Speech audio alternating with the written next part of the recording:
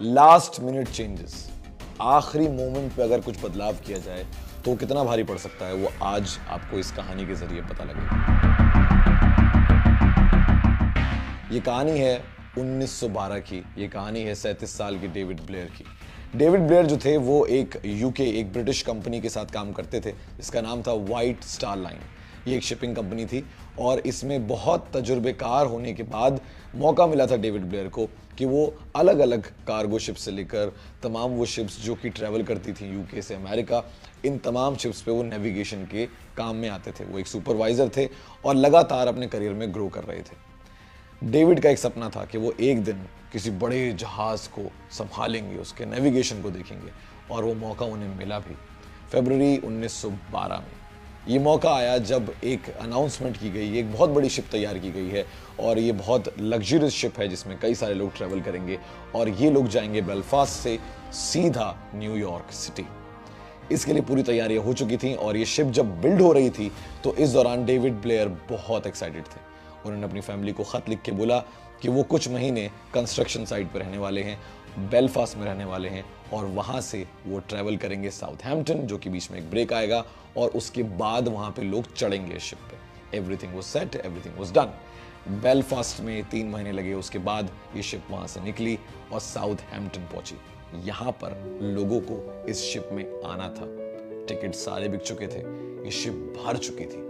इतनी भीड़ किसी ने सोची भी नहीं थी इस शिप पर थी। डेविड बहुत एक्साइटेड थे क्योंकि वो फाइनली अपना सपना जीने वाले थे। इस शिप को एक ग्रीन फ्लैग मिलने वाला था और फिर ये शिप निकलने वाली थी न्यूयॉर्क सिटी। लेकिन जैसे मैंने कहा, लास्ट मिनट चेंज।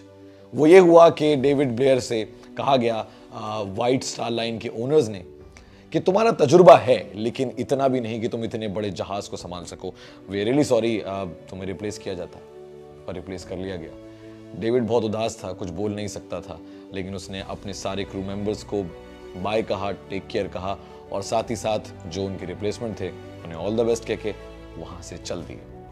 जब डेविड ब्लेयर वहां से निकलने के बाद एक होटल में एंट्री करते हैं तो उन्हें पता लगता है कि उनकी जो उदासी है वो इतनी ज्यादा उन्हें खा रही है कि उन्हें एक और खत लिखने की जरूरत है। उन्होंने इस खत में अपने घर वालों को लिखा कि वो कितने परेशान हैं, अंदर से टूट चुके हैं, वो अपने सपने के इतने करीब आ गए थे और वो सपना पूरा होते होते रह गया। डेविड ब्लेयर उस रात सुकून में तो नहीं लेकिन सो गए। जब अगले दिन डेविड उठे और अपने लगेज को चेक कर रहे थे और सामान को इधर उधर कर रहे थे तो उन्हें अंदाजा हुआ कि उनके पास शिप के क्लोजेट की चाबी है, जिस क्लोजेट में बाइनोकुलर्स हैं, यानी कि दूरबीन है। अब उन्होंने कोशिश करी कि वो कांटेक्ट करें और शिप वापस लौट सके और ये चाबी उनसे ले सके।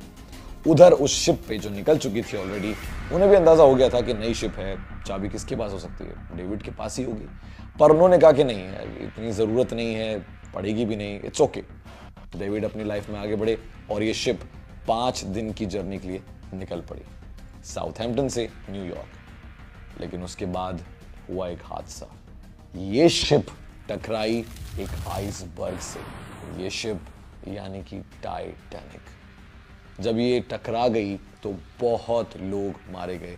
चंद लोगों में से एक शख्स बचा जिसका नाम था फ्रेड फ्लीट, और जब सेनेट में इसकी गवाही दी गई तो उसने गवाही में ये साफ साफ कहा कि अगर हमारे पास दूरबीन होती तो हम दूर से उस आइसबर्ग को देख सकते थे और टाइटैनिक बच जाती।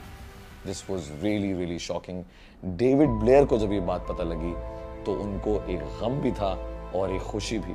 खुशी इस बात की थी कि वो उस जहाज पे नहीं थे, लेकिन एक बात का गम भी था कि अगर वो उस जहाज पे होते, चाबी उनके पास होती, वो क्लोजेट खोल सकते थे, दूरबीन निकाल सकते थे और इस जहाज को, द टाइटैनिक को बचा सकते थे। So yes, last minute changes can do a lot of damage, या फिर कुछ अच्छा भी कर सकते हैं। अब इस कहानी से आप क्या समझते हैं आपके ऊपर छोड़ता हूं, लेकिन मैं जल्दी मिलूंगा एक और कहानी के साथ। अपना ख्याल रखिए और कमेंट सेक्शन में भर दीजिए अपने ख्यालों को। अल्लाह हाफिज़।